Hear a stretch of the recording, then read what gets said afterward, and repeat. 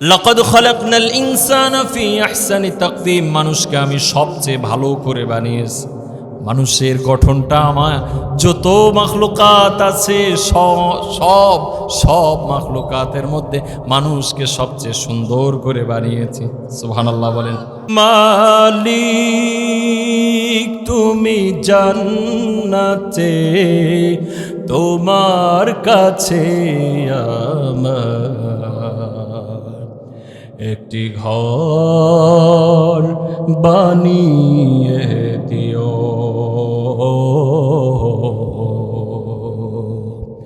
একটি ঘর বানিয়ে দিও।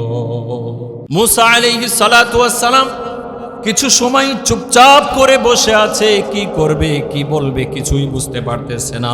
সাথে সাথে আল্লাহ রাব্বুল আলামিনের আরশে কবুল হয়ে গেছে। জিবরিল আমিনকে পাঠিয়ে দিয়ে বলে, ওই মা যেই মা মুসা নবীর সাথে জান্নাতে থাকতে চায়, আল্লাহর দরবারে তার আবেদন মঞ্জুর হয়ে গেছে। রবিআ বলে, ইয়া রাসূলুল্লাহ ইয়া হাবিবাল্লাহ আসআলুকা মুরাফাকাতাকা ফিল জান্নাহ, আমি আপনার সাথে জান্নাতের মধ্যে একসাথে থাকতে চাই। ইন্নাল হামদুলিল্লাহি নাহমাদুহু ওয়া নাস্তাঈনুহু ওয়া নাস্তাগফিরুহু ওয়া নু'মিনু বিহি ওয়া নাতাওয়াক্কালু আলাইহি ونعوذ بالله تعالى من شرور أنفسنا ومن سيئات أعمالنا، من يهده الله فلا مضل له ومن يضلله فلا هادي له، وأشهد أن لا إله إلا الله وحده لا شريك له، وأشهد أن سيدنا وحبيبنا ومولانا محمدا عبده ورسوله الذي أرسله الله تعالى بالحق بشيرا ونذيرا وداعيا إلى الله بإذنه وسراجا منيرا. أما بعد، فقد قال الله تبارك وتعالى في كلامه المجيد وفرقانه الحميد، بعد أعوذ بالله من الشيطان الرجيم، بسم الله الرحمن الرحيم.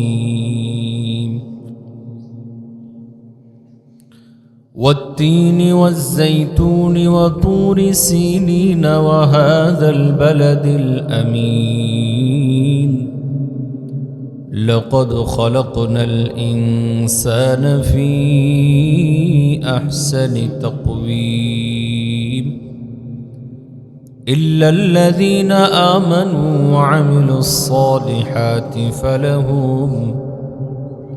فلهم أجر غير ممنون، فما يكذبك بعد بالدين،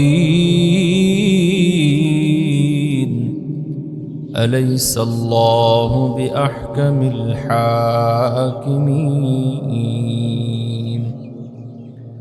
صدق الله مولانا العظيم وصدق رسوله النبي الكريم، ونحن على ذلك لمن الشاهدين والشاكرين، والحمد لله رب العالمين. لا إله إلا الله، لا إله لا إله إلا ইল্লাল্লাহ লা ইলাহা ইল্লাল্লাহ লা ইলাহা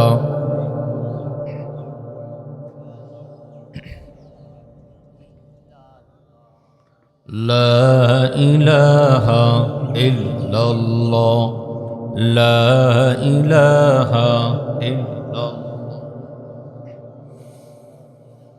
লা ইলাহা ইল্লাল্লাহ মুহাম্মাদুর রাসূলুল্লাহ।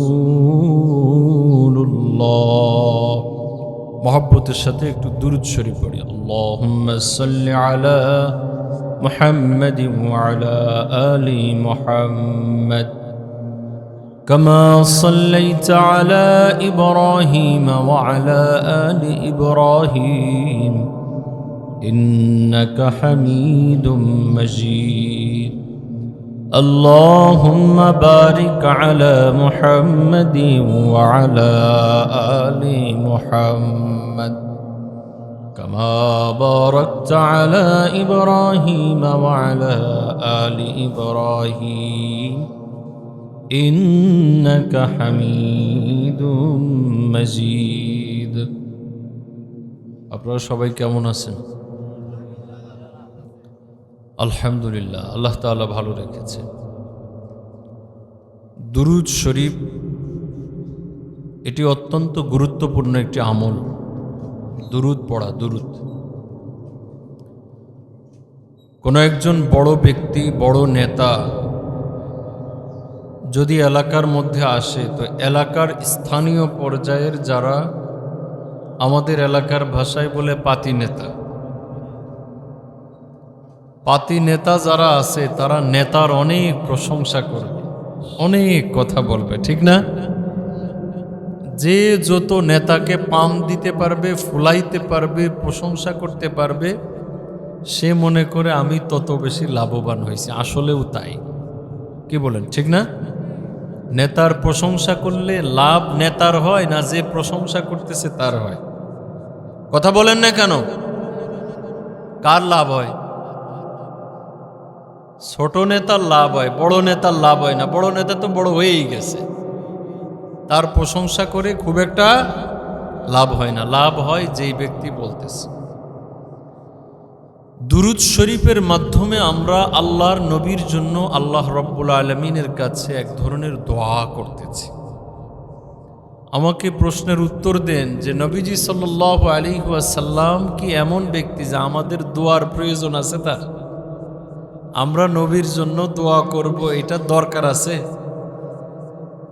তাহলে বোঝা গেল যে নবীর জন্য প্রশংসা করলে, নবীর প্রশংসা করলে নবীর লাভ হোক বা না হোক, নবীর কোনো লাভ হোক বা না হোক, লাভবান আমি হব।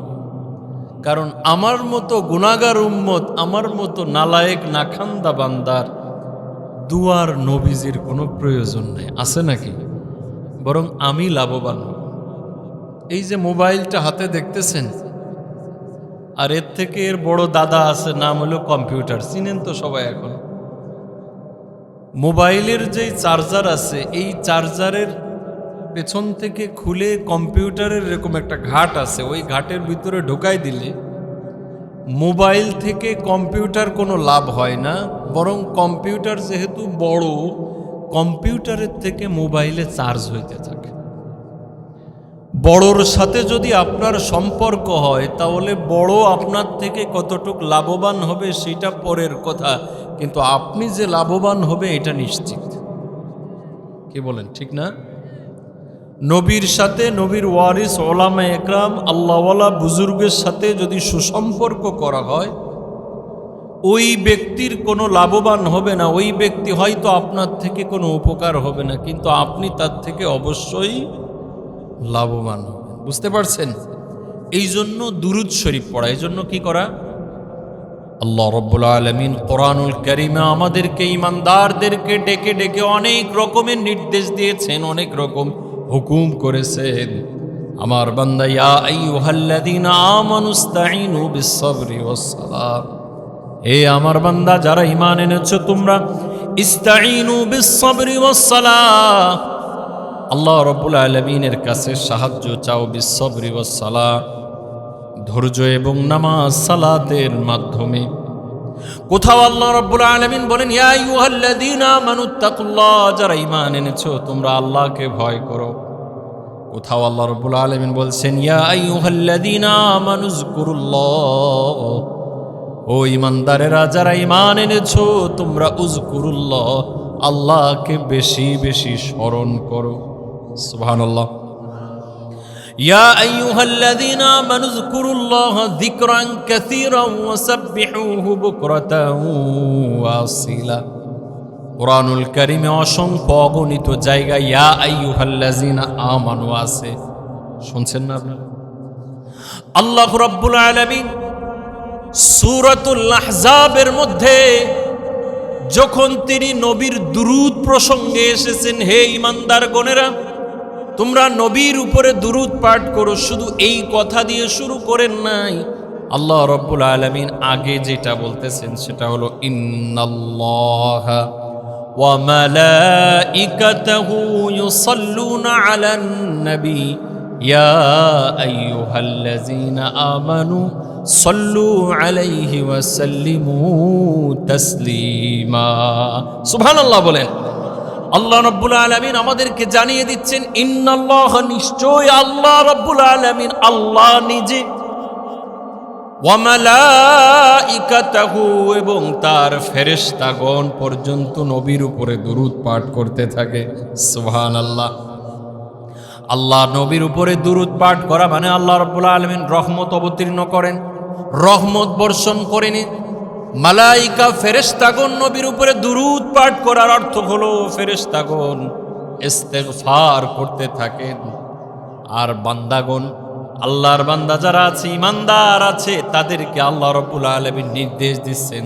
সুতরাং আল্লাহর ফেরেশতাগণ যেহেতু নবীর উপরে দুরূদ সালাত পাঠায়, তোমরা আল্লাহর রাসূল আল্লাহর ফেরেশতাগণের অনুসরণে নবীর উপরে দুরূদ পাঠাইতে থাকো।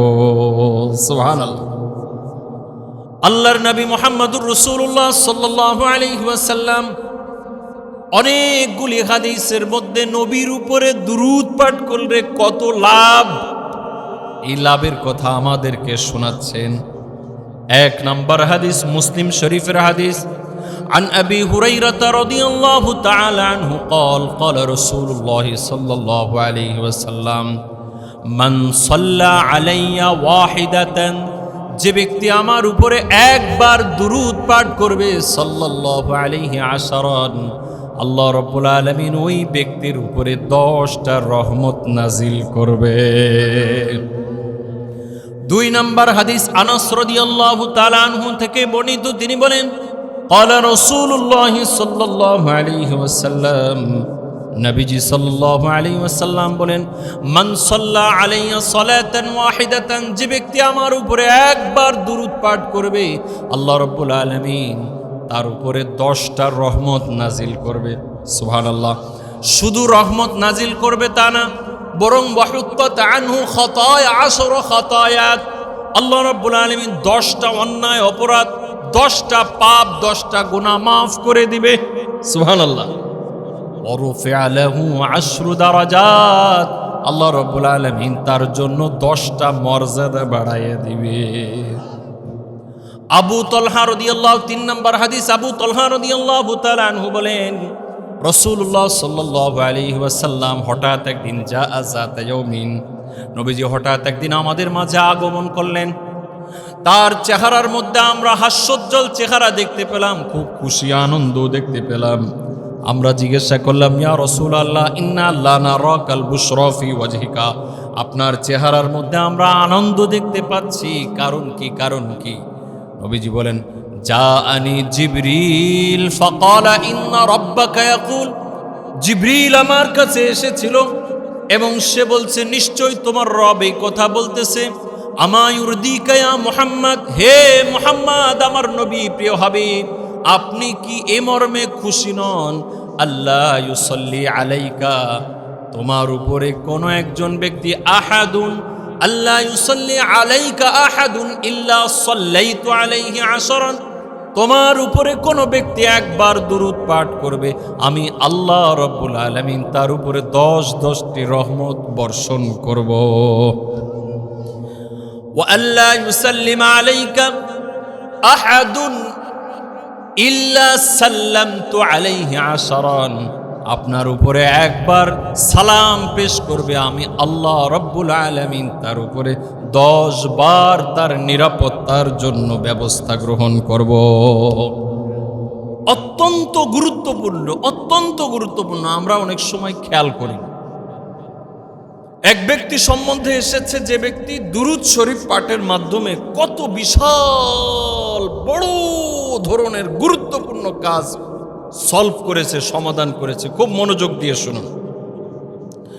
এক ব্যক্তি অনেক ঋণগ্রস্ত হয়ে গেছে, এক সময় আদালত পর্যন্ত চলে গেছে যে ঋণ পরিশোধ করতে পারতেছে না, কি করবে। আদালতে যাওয়ার পরে বিচারক তিনি ফয়সালা করে দিয়েছেন যে তোমার 3 বছর কারাদণ্ড। কয় বছর? কাজী সাহেবকে বলতেছে, কাজী সাহেব অনেক দিন তো আমাকে সুযোগ দিছেন, আর মাত্র একটা দিন আমাকে সুযোগ দেন, আমি চেষ্টা করে দেখি আমি ঋণ পরিশোধ করার কোনো ব্যবস্থা করতে পারি কিনা। যারা ঋণ গ্রহণ করে অনেক বেশি মানুষের থেকে ধার নেয়, ওদের কাজই হইল শুধু ঘুরাইতে থাকে, বলে যে আগামী শুক্রবারে 8 দিন ওই দিন দিব। কি বলেন, ঠিক না? এই সামনের শুক্রবারে ধান বিক্রি করে দিব, ওই শুক্রবারে তাকে বাজারেই পাওয়া যায় না।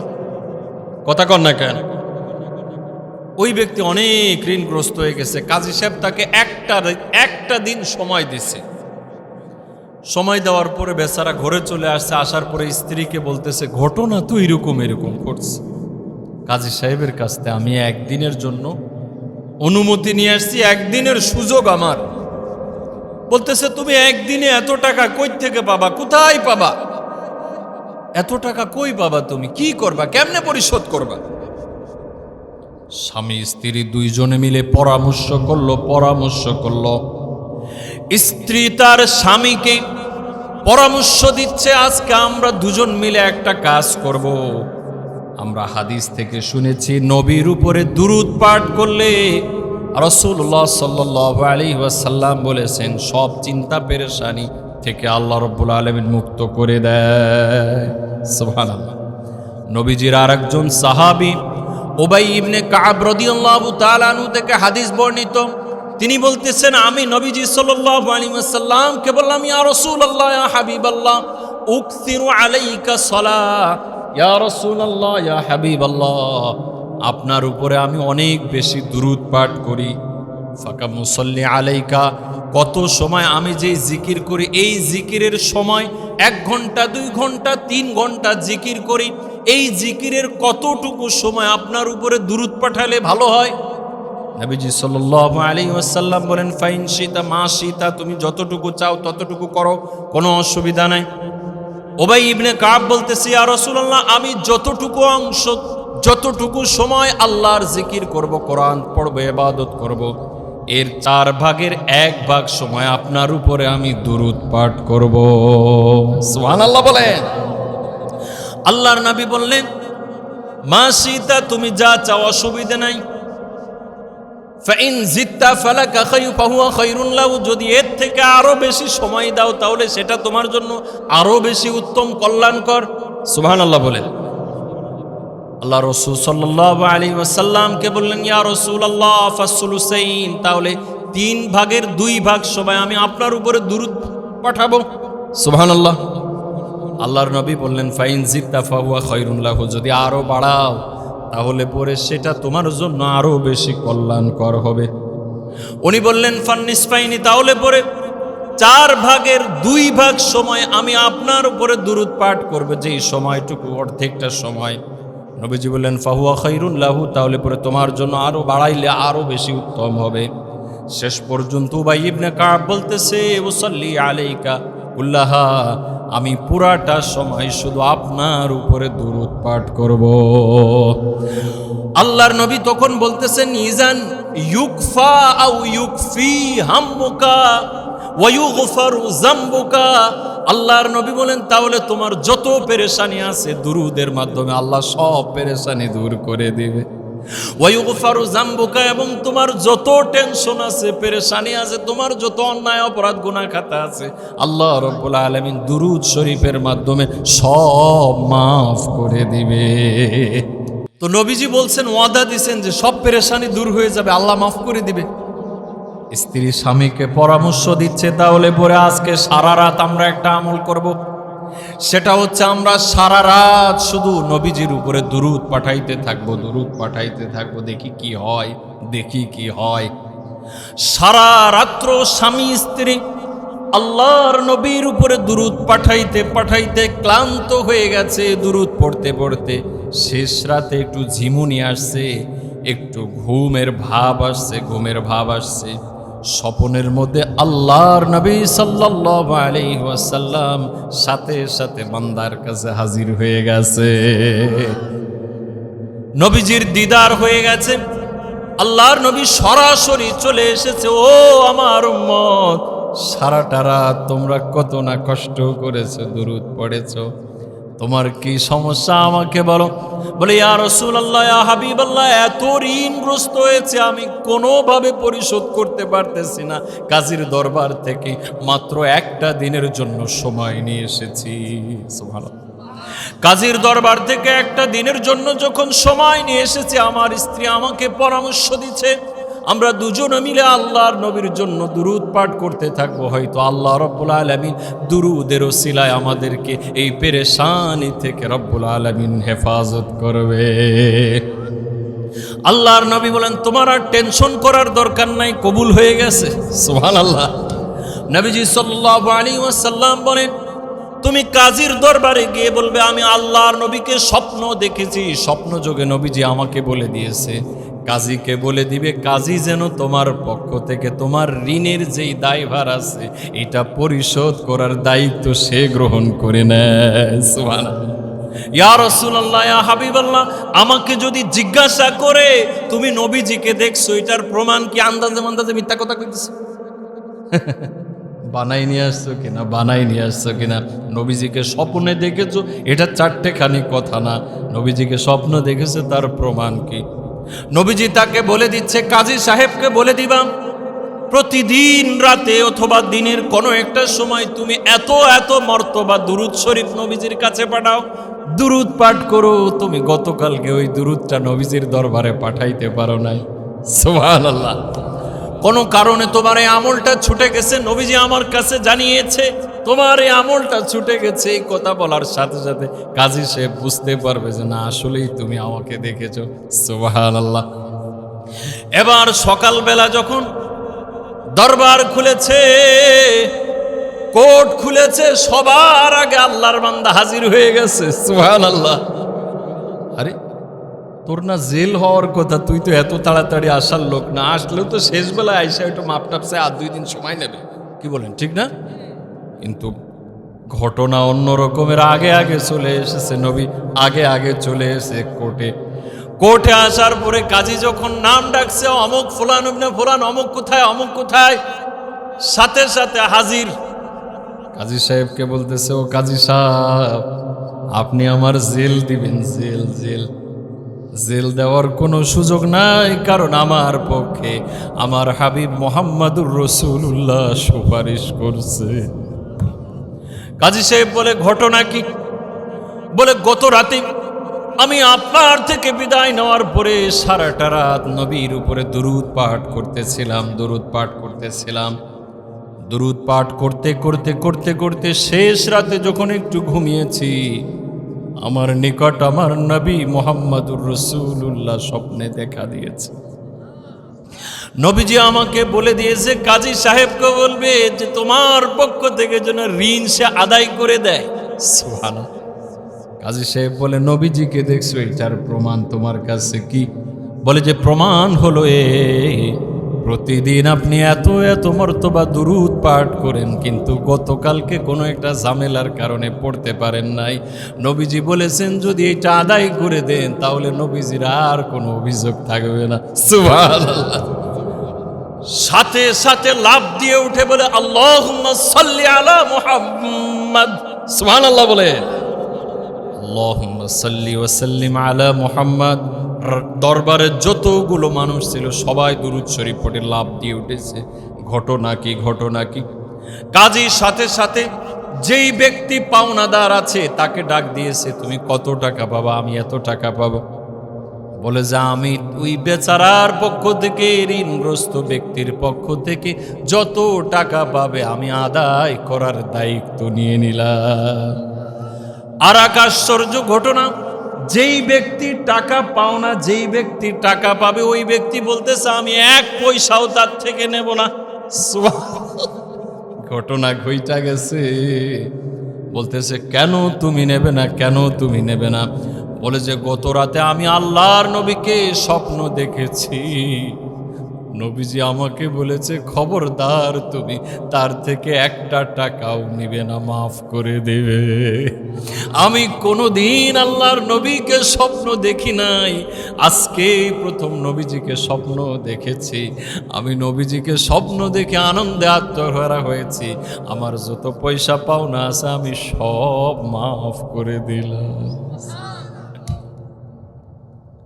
আল্লাহর বান্দা গিয়েছিল ঋণগ্রস্ত 1000 দিনার, মাথার উপরে লক্ষ লক্ষ টাকার ঋণের বোঝা মাথায় নিয়ে দরবারে গিয়েছিল, কোর্টে গিয়েছিল হাজিরা দিতে। আল্লাহর বান্দা কাজী সাহেবের মাধ্যমে, কাজী সাহেবের থলের ভিতরে যতগুলি স্বর্ণ মুদ্রা ছিল ব্যাগ ধরে আল্লাহর বান্দাকে হাদিয়া দিয়ে দিয়েছে। ঋণ পরিশোধ হয়ে গেছে। শুধু ঋণ পরিশোধ হয়নি, আল্লাহ রাব্বুল আলামিন তাকে বড় লোক বানিয়ে ঘরে পাঠিয়ে দিয়েছে। সুবহান। আবু হুরায়রা রাদিয়াল্লাহু তাআলা আনহু বলেন, قال رسول الله صلى الله عليه وسلم 5 নম্বর হাদিস, قال رسول الله صلى الله عليه وسلم لا تجعلوا بيوتكم قبورا। তোমরা তোমাদের ঘরগুলিকে কবরে রূপান্তরিত করো না। ওইখানে একটু কোরআন পড়ো, কারণ গোরস্থানে কোরআন পড়া হয় না, হয় নাকি? গোরস্থানে তিলাওয়াত করা হয় না, গোরস্থানে নামাজ হয় না, গোরস্থানে কোনো ইবাদত হয় না। গোরস্থানে মুর্দারা শুধু শুয়ে থাকে। ঘরেও যদি শুধু মুর্দাদের মতো শুয়ে থাকে, নামাজ নাই, রোজা নাই, কোরআন তেলাওয়াত নাই, তাহলে পরে এটাও কবর হয়ে গেল। কথা বলেন ঠিক কিনা? নবীজি বলেন লা তাজআলু বুয়ুতাকুম কুবুরা, তোমরা তোমাদের ঘরগুলিকে কবর বানিও না। ওয়ালা তাজআলু কবরি ঈদা, আমার যেই কবরটা আছে এই কবরটাকে তোমরা উৎসবের জায়গা বানিও না। কিসের জায়গা? উৎসবের জায়গা। আল্লাহর ওলি বুজুর্গ অমুক ব্যক্তি মারা গেছে, সাথে সাথে ওই জায়গাটা মাজার করে লাল লাল হাড়ি বসায় ধান্দা করা শুরু করছে। আছে না নাই? জোরে বলেন, আছে না নাই? যাবে কথাগণ, যাবে? আছে নাকি? মাজার টাজার আছে? এদিকে তেমন নাই তো। চট্টগ্রামের ওইদিকে, সিলেটের ওইদিকে আছে, মাজারের ব্যবসা চলে। কি চলে? নবীজি বলেন লা তাজআলু কবরি ঈদা, আমার কবরটাকে তোমরা উৎসবের জায়গা বানাবে না। ওয়াসাল্লু আলাইয়া, আমার উপরে দুরূদ পাঠ করবে। ফাইন্নাহু তুবাল্লিগুনি আও তুবাল্লাগুনি, কারণ দুরূদ যখন পাঠানো হয় আল্লাহ রাব্বুল আলামিনের ফেরেশতাগণ আমার দরবারে ব্যক্তির নাম ঠিকানা সহ পৌঁছে দেয়। সুবহানাল্লাহ। আব্দুল্লাহ ইবনে মাসউদ 7 নম্বর হাদিস, আব্দুল্লাহ ইবনে মাসউদ রাদিয়াল্লাহু তাআলা আনহু বর্ণনা করেন, মজার কথা। নবীজি সাল্লাল্লাহু আলাইহি ওয়াসাল্লাম বলেন, ইন্না লিল্লাহি মালাইকাতান সাইয়াহিনা ফিল আরদ, জমিনের মধ্যে আল্লাহর নিযুক্ত হাজার হাজার লক্ষ লক্ষ কোটি কোটি ফেরেশতা আছে। তাদের কাজ হলো ইউবাল্লিগুনি মিন উম্মতি আসসালাম, আমার উম্মত যে যেখানে সালাম দুরূদ পাঠ করে সাথে সাথে আমার কানে সেটা পৌঁছে দেয়। আবু হুরায়রা থেকে আরেক হাদিস, মা মিন আহাদিন ইউসাল্লিমুনি আলাইয়া, আল্লাহর কোন বান্দা যখন আমার উপরে সালাম পেশ করে দুরূদ পাঠায়, ইল্লা রাদ্দাল্লাহু আলাইয়া রূহি, আল্লাহ রাব্বুল আলামিন আমার রূহকে ফিরে দেয়। হাত্তা আরুদ্দাস সালাম, যতক্ষণ না আমি ওই সালামটার উত্তর তাকে দিয়ে দিই। সুবহানাল্লাহ। আপনি যাকাত দিবেন, হজ করবেন, যত ইবাদত করবেন, নবীর দরবারে আপনার নাম যাবে না, কিন্তু দুরুদ এমন একটি আমল যে আমলটা করার সাথে সাথে আপনার এবং আপনার বাপের নাম সহ নবীর দরবারে চলে যাবে। আব্দুল্লাহ ইবনে মাসউদ রাদিয়াল্লাহু তাআলা আনহু 10 নম্বর হাদিস, সম্ভবত আব্দুল্লাহ ইবনে মাসউদ রাদিয়াল্লাহু তাআলা আনহু বলেন, আউলান নাস ক্বালা রাসূলুল্লাহ সাল্লাল্লাহু আলাইহি ওয়াসাল্লাম আউলান নাস ইয়াউমাল কিয়ামা, কিয়ামতের দিন সবচেয়ে নিকটে, সবচেয়ে কাছে আমার বান্দাদের মধ্য থেকে যারা আমার সবচেয়ে কাছে থাকবে, আকসারুহুম সালাতা, যারা বেশি বেশি আমার উপরে দুরূদ পাঠ করবে। সুবহানাল্লাহ। ছোট আমল 8-10টা হাদিস বললাম, এক ওয়াজ মাহফিলেই অনেক সময় 2টা হাদিস হয় না, 10টা হাদিস বললাম দুরূদ শরীফ সম্বন্ধে। এরপরেও দুরূদ পড়তে কি আমরা কার্পণ্য করব? দুরূদ শরীফ, যে কোনো বিপদ আপদ বালা মুসিবত টেনশন পেরেশানি, আপনি সাথে সাথে দুরূদ শরীফ শুরু করবেন। বড়টা না পারেন ছোট্টটা পড়বেন সাল্লাল্লাহু আলাইহি ওয়াসাল্লাম। মা বোনেরা খুব মনোযোগ দিয়ে শুনুন, কত ধরনের পেরেশানি আছে। সংসার চালাইতে গেলে মাথা তো খারাপ হয়ে যায়, কি বলেন ঠিক না? এমন এমন সময় আছে মন মেজাজ খারাপ হয়ে পুরো দুনিয়া তালাক দিতে মনে চায়, কি বলেন ঠিক না? ঠিক, হ্যাঁ। দুরূদ শরীফের আমল কিসের আমল? কথা বলেন কিসের আমল? আলী রাদিয়াল্লাহু তাআলা আনহু থেকে বর্ণিত, আল বাখিলু মান যুকিরতু ইনদাহু ওয়া লাম ইউসাল্লি আলাইয়া, নবীজি বলেন, তিরমিজি শরীফের হাদিস, ওই ব্যক্তি হলো দুনিয়ার সবচেয়ে বেশি কিপটা, সবচেয়ে বেশি কৃপণ, যেই ব্যক্তির নিকট আমার নাম বলা হলো কিন্তু তারপরেও আমার উপরে দুরূদ পাঠ। আবু হুরায়রা থেকে বর্ণিত, রাগিমা আনফু রাজুলিন ইউযকারু ফিহি ইসমি, ওই ব্যক্তি ধ্বংস হয়ে যাক, ওই ব্যক্তির কপাল ভালো না, ওই ব্যক্তির কপাল পুড়ছে যেই ব্যক্তির নিকট আমার নাম উচ্চারণ করা হলো অথচ আমার উপরে দুরূদ শরীফ পাঠ করতে পারলো না। বলেন সাল্লাল্লাহু আলাইহি ওয়াসাল্লাম। আল্লাহ রাব্বুল আলামিন আমাদেরকে তৌফিক দান। আল্লাহুম্মা সাল্লি আলা মুহাম্মদ, এতটুকু বললে হবে, সাল্লাল্লাহু আলাইহি ওয়াসাল্লাম বললেই হবে। দাঁড়িয়ে বলতে পারবেন, বসে বলতে পারবেন, শুয়ে পড়তে পারবেন, অজু থাকলেও পড়তে পারবেন, অজু না থাকলেও পড়তে পারবেন। চার দোকানে আপনি বসে বসে সারাদিন গল্প করছেন, একটা নেকিও নাই, একটা রহমতও নাই, আর একবার এই যে ছোট্ট কথা সাল্লাল্লাহু আলাইহি ওয়াসাল্লাম বলেন, সাল্লাল্লাহু আলাইহি ওয়াসাল্লাম, একটা কথা বলছেন, আল্লাহ রাব্বুল আলামিন আপনার উপরে 10টা রহমত নাজিল করে দিয়েছে। আল্লাহ আমাদেরকে আমল করার তৌফিক দান করুন। মুহতারাম হাজিরিন, যখন আমরা দুরূদ শরীফের কথা বলি, গুরুত্বের সাথে খুব ধ্যান করে মন দিয়ে নবীর উপরে দুরূদ পাঠ করব ইনশাআল্লাহ। রাব্বুল আলামিন আমাদেরকে তৌফিক দান করুন। আমার ভাইরা বাবারা, আল্লাহ রাব্বুল আলামিন আমাদেরকে দুনিয়াতে পাঠিয়েছেন। আমরা দুনিয়াতে কেউ চিরস্থায়ী হব না, হব নাকি? আসছি আল্লাহর ইচ্ছায়, যাব কার ইচ্ছায়? আল্লাহর ইচ্ছায় না। আমি একা একাই যাব, একা একা যাইতে চাই? কেউ চায়? মুরব্বীরে সবচেয়ে বেশি মুরব্বী এখানে নাই, কারণ কি আপনাদের গ্রামে বুড়োরা মরে গেছে নাকি সব? হ্যাঁ, বুঝতেছি না। আসলেই বাস্তব, এখন গ্রামে গ্রামে ঘুরলে আগের মতো ওই রকম মুরব্বীদের কেউ পাওয়া যায় না। যুবক বয়সেই সব মারা যাচ্ছে, স্ট্রোক করতেছে।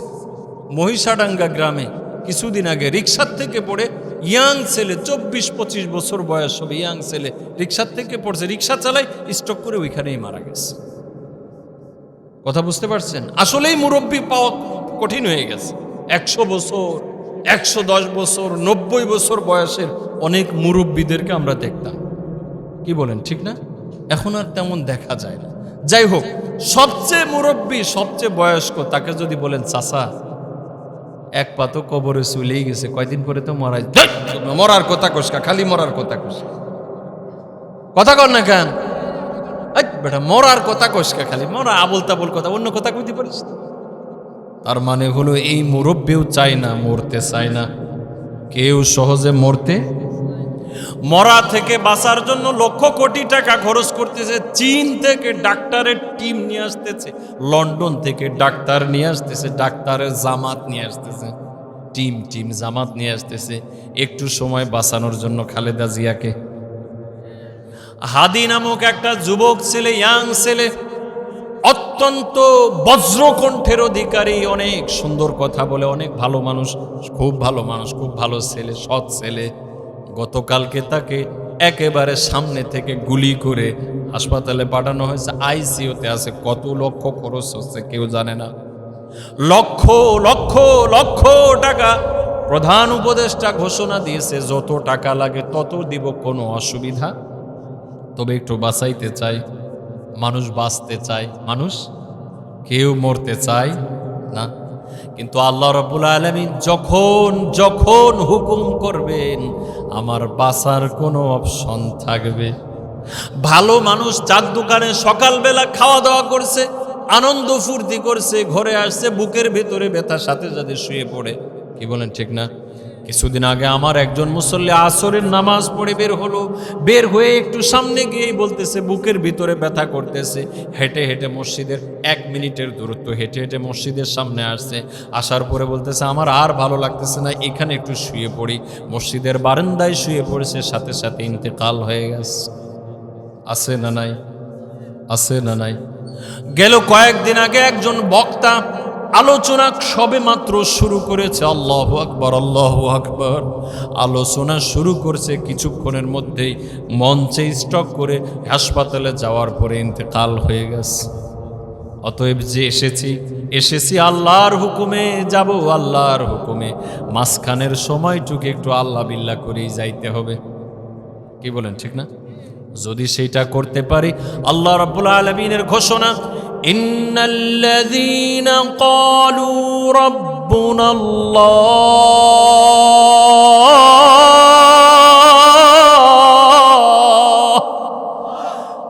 ইন্নাল্লাযীনা ক্বালু রাব্বুনাল্লাহু সুম্মা ইসতাকামু তাতানাজ্জালু আলাইহিমুল মালায়েকা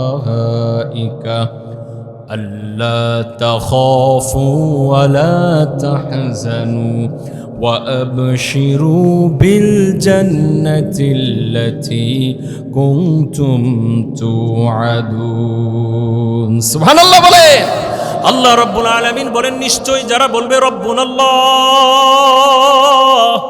আল্লাহ আমাদের রব, তিনি আমাদের সব, আল্লাহ আমার রব, এ রবি আমার সব, বলেন না কেন? আল্লাহ আমার রব, এ রবি আমার সব, আল্লাহ আমার রব, এ রবি আমার সব। রব সব মানে রবের কথা যা বলবে, তখন যখন যেটা বলবে তখন সেটাই শোনা, এটাই হলো ইবাদত। এটার নাম কি? ইবাদত। রব যখন যেটা বলে। রোজা কিন্তু শুধু স্বয়ং ফি নাফসিহি ইটসেলফ এটা ইবাদত না, রোজা ইবাদত না, নামাজ ইবাদত না। তবে হ্যাঁ, যদি আল্লাহর বিধান অনুযায়ী নামাজ পড়েন তাহলে ওইটা ইবাদত হবে। কথা বলেন, ঠিক না?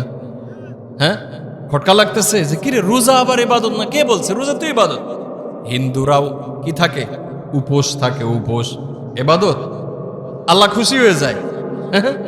আল্লাহর বান্দা মুসলমান সকাল থেকে সন্ধ্যা পর্যন্ত না খেয়ে যখন থাকে, আল্লাহ রাব্বুল আলামিন বলে তুমি না খেয়েছিলে শুধুমাত্র আমার জন্য, as-sawmu li wa ana ajzi bihi, রোজাটা আমার জন্যই হয়, আর এইটার প্রতিদান আমি রব তোমাকে আমার নিজ হাতে দান করব। আল্লাহ রাব্বুল আলামিন নবীজির মাধ্যমে ঘোষণা দিচ্ছেন সব ইবাদত, সব ইবাদত আল্লাহর বান্দা যেটা যা করেছে সবগুলি তার জন্য, ইল্লা সাওম, তবে রোজা ছাড়া নামাজ। বিএই সাহেবকে দেখানোর সুযোগ আছে, আছে না নাই? বিএই সাহেব আসছে এই জন্য বড় একটা টুপি লাগাই, পাঞ্জাবি, একেবারে লন্ডি করা পাঞ্জাবি গায়ে দিয়ে সামনের কাতার আল্লাহু আকবার দাঁড়াই গেছে। বিএই সাহেব দেখে আরে বাপ রে বাপ, আমার বিএই সাহেব কত বড় নামাজি। হজে যায়, হজে যাওয়ার আগে নিয়ত করে যায় সামনে ইলেকশন, যদি আমার পোস্টারের মধ্যে আল্লাহাজ নাম থাকে এলাকার মা বোনেরা মনে করবে হজ করে আসছে, ভোটটা তারে লাগা। ভোটের জন্য হজ করে দেখানোর সুযোগ আছে। যাকাত দেওয়ার সময় তার মনের ভেতরে কথা আসতে পারে, এলাকার মানুষ বলবে আহারে অনেক বড় লোক মানুষ টাকা দিচ্ছে, মানুষকে দান করতেছে, বিশাল বড় হাতেম তাই দানবীর। কথা বলেন, ঠিক না? কিন্তু রোজা এমন একটি ইবাদত যে ইবাদত কাউকে দেখানোর সুযোগ নাই। অন্ধকারের মধ্যে কেউ দেখবে না, কেউ দেখবে না, এরপরেও আল্লাহর বান্দা কোনো কিছুই খায় না। সুবহানাল্লাহ। সন্ধ্যাবেলায় যখন ইফতারের সময় হয়ে যায়, ছটফট ছটফট করতে থাকে, ছোট্ট বাচ্চাটা সারাদিন রোজা রেখেছে, আর পারতেছে না, মুখ চোখ শুকিয়ে গেছে। যদি মা বাবা বলে যে ও বাবা তুই খাও, অসুবিধা নাই, একবার খাইলে কিছুই হয় না, তখন বলে তাইলে তোমরাও খাও। মা বাবা সাজেশন যায় যে দিনে তুই 3টা রোজা রাখবি, সকালে একটা, দুপুরে একটা, সন্ধ্যাবেলায় আমাদের সাথে ইফতারি করবি, তাইলে 3টা রোজা হবে। বলে যে তাইলে তোমরাও 3টা করে রাখো। আমার এই ছোট্ট বাচ্চাটা কিছুই বোঝে না, কিছুই বোঝে না, কিন্তু এইটা বোঝে সকাল থেকে সন্ধ্যা পর্যন্ত না খেয়ে থাকা, এটা হলো রোজা। as-sawmu li wa ana ajzi bihi, রোজা আমার জন্য। এই জন্য আল্লাহ বলতেছেন হাদিসে কুদসি, আল্লাহ নিজে বলতেছেন রোজা আমার জন্য, এর প্রতিদানটা আমি আল্লাহ রাব্বুল আলামিন নিজ কুদরতি হাতে দান করব। আমার ভাইরা বাবারা, বলছিলাম রোজা স্বয়ং ইবাদত না। যদি ইবাদত হয় তাহলে পরে ঈদের দিন যদি রোজা রাখেন সব বেশি হবে। কেউ রোজা রাখে না, আমি রোজা রাখতেছি, তাহলে আল্লাহ বেশি সওয়াব দেওয়ার কথা, গুনাহ হবে, হারাম হারাম। কি বলেন, ঠিক না? সূর্য যেই সময়টাতে ওঠে ঠিক এই সময় যদি নামাজ পড়েন হারাম, পড়া যাবে না, জায়েজ নাই। কি বলেন, ঠিক না? অতএব আল্লাহ যখন বলছে তখন পড়লে পরে ইবাদত, আর যখন বলে নাই তখন পড়লে ইবাদত হবে না। কথা বুঝতে পারছেন? তো বলতেছিলাম যে আসছি আল্লাহর হুকুমে যাব, মাঝখানে একটু ভালো কিছু করে যাইতে হবে। দুনিয়ার এই বাতাসে যদি ঝড়ের সাথে আমি উড়ে যাই তাহলে পরে আমার জিন্দেগি এখানেই শেষ হয়ে গেল।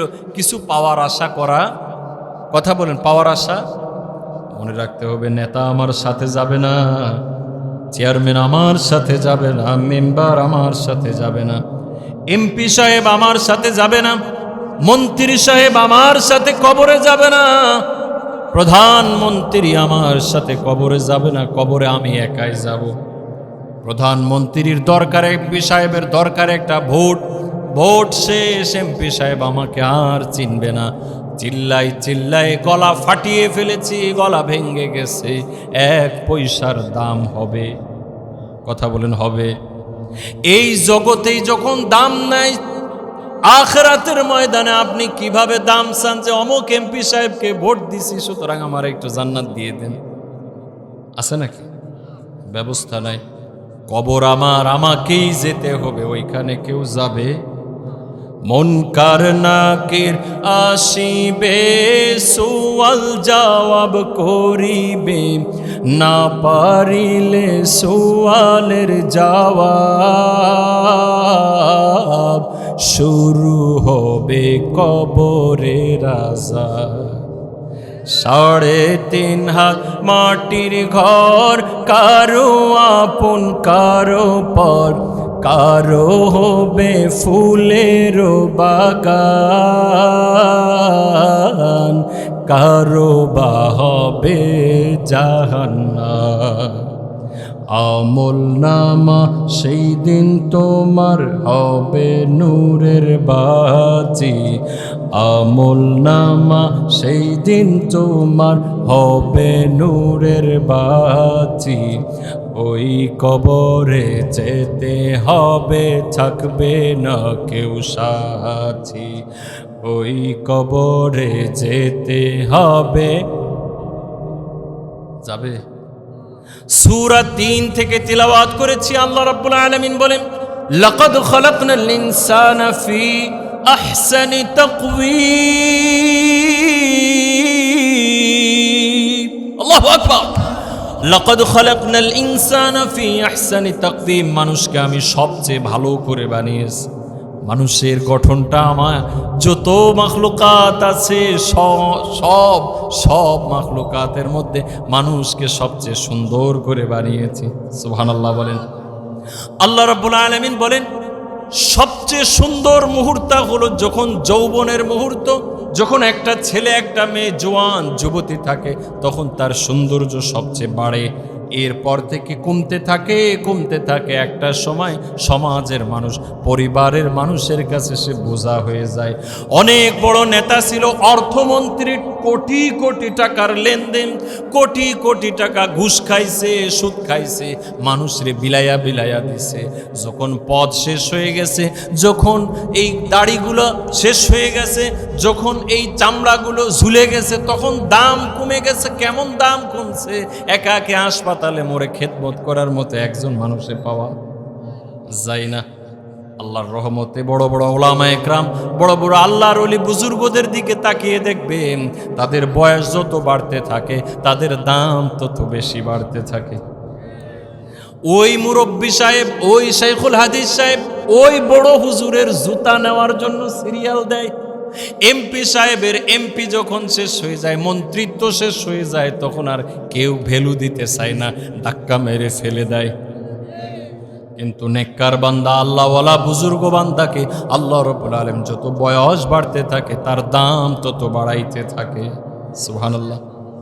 এমনকি সাধারণ একজন ইমানদার আরেকজন হিন্দু, দুইজনের মধ্যে পার্থক্য হলো, হিন্দু যেই লোকটা হিন্দু, ওই লোকটার যদি 5টা সন্তান থাকে, তাদের সামনে এমন কোনো কথা নাই যে তোমার মা বাবাকে সবার আগে খেয়াল রাখতে হবে, তাদেরকে সেবা শুশ্রূষা করবা, তাদেরকে তুমি সম্মান করবা, ইজ্জত করবা, তাদেরকে ভালোবাসবা, তাদের খেদমত করবা, তাহলে তোমার জন্য জান্নাত আছে। হ্যাঁ, হিন্দুদের কিতাবপত্রে এরকম কথা নাই, এরকম কথা নাই, এরকম কথা নাই। কিন্তু একজন মুসলমান সন্তান দুনিয়াতে আসছে, একমাত্র সন্তান, তার 1 নম্বরের ডিউটি হলো তুমি আগে তোমার মা বাবার দিকে খেয়াল রাখবে। মা বাবাকে দেওয়ার পরে তারপরে ডাইনে বামে যা করবে করবে। নবীজি বলেন, হুমা জান্নাতুকা মানারুকা, মা বাবা হলো তোমার জান্নাত অথবা জাহান্নাম। তোমার বাবা সম্বন্ধে বলা হচ্ছে হুয়া আউসাতু আবওয়াবিল জান্নাহ, জান্নাতের মধ্যম বড় দরজা হলো তোমার বাবা। যদি তুমি তোমার বাবাকে খুশি করো, জান্নাতের বড় দরজাটা তোমার জন্য আল্লাহ রেডি করে দিবে। আরো কত শত হাদিস মা বাবা সম্বন্ধে আল্লাহ রাব্বুল আলামিন নবীজির জবান দিয়ে আমাদেরকে শুনিয়েছেন। অতএব একজন সাধারণ মানুষ, নেককার মানুষ, সাধারণ মানুষ, ওই মানুষটাও যখন বুড়ো হবে, মুরব্বী হবে, আল্লাহ রাব্বুল আলামিন তার দাম বাড়াইতে থাকবে। সুবহানাল্লাহ বলেন। ইল্লাল্লাযীনা আমানু ওয়া আমিলুস সালিহাতি, জন্যই আল্লাহ রাব্বুল আলামিন বলেন, তবে লাকাদ খালাকনাল ইনসানা ফি আহসানি তাকবীম, মানুষকে সুন্দর দিয়ে বানিয়েছিলাম। এরপর নামতে একেবারে নিম্নে নেমে গেছে, নিচুতে নেমে গেছে। মানুষ আর তাকে মূল্যায়ন করে না, দাম দেয় না। ইল্লাল্লাযীনা আমানু ওয়া আমিলুস সালিহাত, যদি ঈমান আনে এবং নেক আমল করে, তাদের কথা ব্যতিক্রম। আল্লাহ রাব্বুল আলামিন মৃত্যুর পরে তাদের দাম আরো বাড়াইতে থাকে। সুবহানাল্লাহ, আস্তে বলেন। অনেক আল্লাহওয়ালা বুজুর্গ এমন আছে, যখন দুনিয়াতে ছিলেন মানুষ তাকে মূল্যায়ন করতো না, জানতো না, কিন্তু যখন দুনিয়াতে চলে গেছে মানুষের মুখে মুখে তার প্রশংসা। কথা বলেন ঠিক কিনা? আল্লাহ রাব্বুল আলামিন তাকে আরো প্রসিদ্ধ করে দিয়েছে, তার সুনাম সুখ্যাতি আরো বেড়ে গেছে। এটাই হলো বড় সার্টিফিকেট। একজন মানুষ যখন দুনিয়া থেকে বিদায় নিয়ে যায়, মানুষেরা যদি বলে সে ভালো ছিল, আসলেই ভালো ছিল মন থেকে বলে, তাহলে পরে নবীজি সার্টিফিকেট দিচ্ছেন, হুয়া মিনাল জান্নাহ। নবী আলাইহিস সালাতু ওয়াস সালাম কবরের পাশ দিয়ে হেঁটে যাচ্ছেন, জিজ্ঞাসা করলেন, আখা এখানে কার কবর? নবীজি শুধু মুখ দিয়ে এতটুকু কথা বললেন, ওয়াজাবাত লাহু, তার জন্য ওয়াজিব হয়ে গেছে। আবার দূরে গেলেন, আরেকটি কবর, পুরাতন কবরের পাশ দিয়ে যাওয়ার সময় বলতেছেন, ওয়াজাবাত লাহু, তার জন্য ওয়াজিব হয়ে গেছে। সাহাবা একরাম বলেন, ইয়া রাসূলুল্লাহ, 2টা কবরের পাশে এসে আপনি বললেন ওয়াজাবাত, তার জন্য ওয়াজিব হয়ে গেছে, ঘটনা কি? আল্লাহর নবী বললেন, এ দুনিয়া থেকে বিদায় নিয়ে চলে গেছে, তার সম্বন্ধে এলাকাবাসী রিপোর্ট করছে এই লোকটা খুব মন্দ ছিল, মানুষকে অনেক কষ্ট দিত। এই জন্য আমি বলছি ওয়াজাবাত মানে ওয়াজাবাত লাহুন নার, তার জন্য জাহান্নামের আগুন। আরেকজন মানুষ, সাধারণ মানুষ, খুব একটা বড় ব্যক্তি ছিল না, কিন্তু ওই ব্যক্তিটা কারোর সাথে কোনো জুলুম করে নাই, কারোর উপরে কোনো জুলুম করে নাই, অন্যায় করে নাই, অবিচার করে নাই, কাউকে মনে কষ্ট দেয় নাই। মানুষ তার প্রশংসা করেছে, এই জন্য আমি তার কথা বলেছি। ওয়াজাবাত, তার জন্য ওয়াজিব হয়ে গেছে। কি ওয়াজিব হয়ে গেছে? ওয়াজাবাত লাহুল জান্নাহ, ওই ব্যক্তির জন্য আল্লাহ রাব্বুল আলামিন জান্নাত ওয়াজিব করে দিয়েছে। আল্লাহ রাব্বুল আলামিন বলেন ইন্নাল্লাযীনা ক্বালু রাব্বুনাল্লাহ, যারা বলে রাব্বুনাল্লাহ আমাদের রব, সুম্মাস্তাকামু, এরপর আল্লাহর ওই বান্দা আল্লাহর হুকুমের উপরে অটল অবিচল থাকে, এই ব্যক্তির অবস্থা হবে কেমন? আল্লাহ রাব্বুল আলামিন বলেন মৃত্যু যখন ঘনিয়ে আসবে, মৃত্যুর সময় আল্লাহ রাব্বুল আলামিন তার সামনে তার জান্নাতের ঠিকানাটা দেখায়া দিবে। তাতানাজ্জালু আলাইহিমুল মালাইকা আল্লা তাখাফু ওয়া লা তাহজানু ওয়া আবশিরু বিল জান্নাতিল্লাতী কুনতুম তুআদুন। রব্বুল আলামিন বলেন একজন নেককার যখন দুনিয়া থেকে বিদায় নেওয়ার সময় হয়ে যাবে, মালাকুল মাউত একাকে আসবে না, একাকে আসবে না, বরং হাজার হাজার সাথী, হাজার হাজার ফেরেশতাদেরকে নিয়ে তার রুহুটা নেওয়ার জন্য, মোবারক ওয়েলকাম, স্বাগত জানানোর জন্য হাজার হাজার ফেরেশতা নিয়ে আসবে।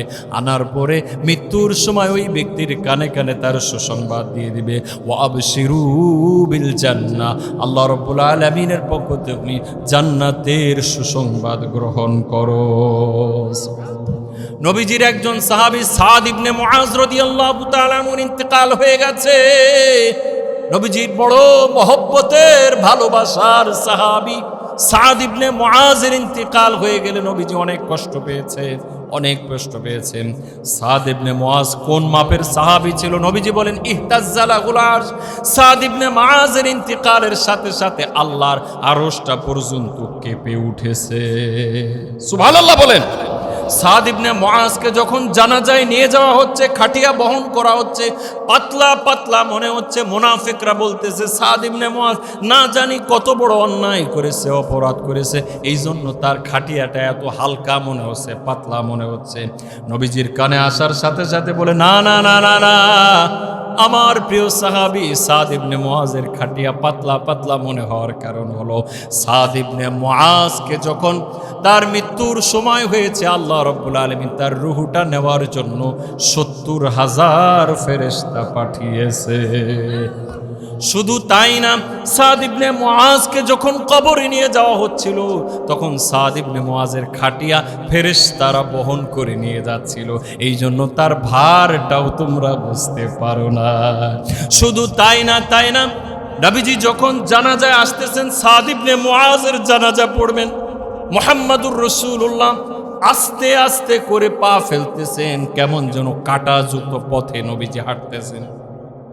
এখানে একটা পা, এখানে একটা পা, এখানে একটা পা বেছে বেছে হাঁটতেছেন।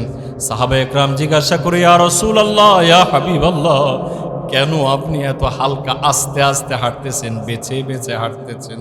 নবীজি বলেন সাদ ইবনে মুআজের জানাজায় এত অসংখ্য অগণিত ফেরেশতা হাজির হয়েছে যে আমি মুহাম্মাদুর রাসূলুল্লাহ ওই ফেরেশতাদেরকে সরিয়ে সরিয়ে তারপরে জানাজার এই স্থানে হাজির হয়েছি। সুবহানাল্লাহ। আল্লাহ রাব্বুল আলামিন আমাদের সুন্দর মৃত্যু দান করুন, বলুন আমিন। আরো জোরে বলেন আমিন, আরো জোরে বলেন আমিন। ওইটা যদি ঈমানের সাথে না হয়, জিন্দেগি সব শেষ। আমার আব্বাজান হযরত মাওলানা জাফর আহমদ রাহমাতুল্লাহ আলাইহি একটা ঘটনা আমাদেরকে শুনিয়েছে। একজন আল্লাহর বান্দি